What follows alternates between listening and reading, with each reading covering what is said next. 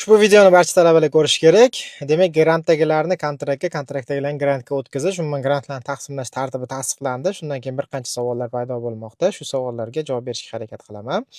Masalan, magistrlarga aloqasi bormi, yo'qmi, nechinchi kursdan taalluqli, imtiyozlilarga qo'llanadimi, yo'qmi, umuman shu kabi savollarga javob berishga harakat qilaman.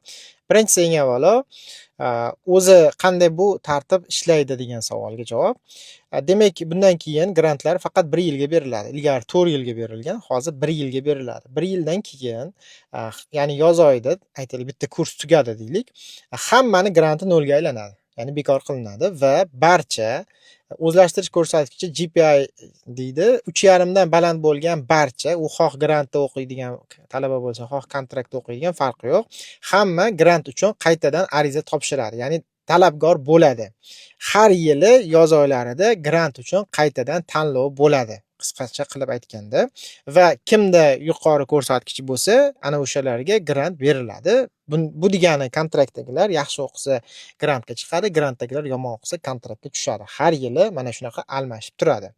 Bu birinchi umumiy qoida. Ikkinchisi, bu nechinchi kurslarga taalluqli ushbu qoida. Bu faqat o'tgan yili birinchi kursga qabul qilinganlarga taalluqli. Ya'ni hozir birinchi kursni tugatayotganlar ikkinchi kursdan grantini qayta taqsimlaydi. Lekin hozir 2, 3, 4 va umuman yuqori kursda o'qiyotganlarga bu tartib amal qilmaydi. Ular masalan hozir ikkinchi kursda o'qiyotgan talabaga granti 4-kursgacha, ya'ni oxirigacha taalluqli bo'ladi, o'zlashtirish ko'rsatkichidan qat'iy nazar. Qisqa qilib aytganda, bu hozir o'qiyotgan, birinchi kursda o'qiyotgan va keyin o'qishga kiradiganlarga taalluqli. Keyingi savol magistrlar haqida.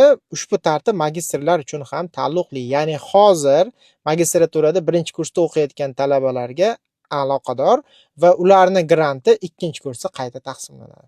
Keyingi savol, imtiyoz bilan kirganlar va maqsadli qabul. Imtiyoz bilan kirganlar, masalan, olimpiada bilan yutib kirgan grantga, masalan, organ xodimlarining farzandi sifatida tavsiyanoma olib kirgan, xotin-qizlar sifatida tavsiyanoma olib kirgan yoki bo'lmasa, masalan, nogironligi bor yoki mehribonligi tarbiyalanuvchisi, farqi yo'q.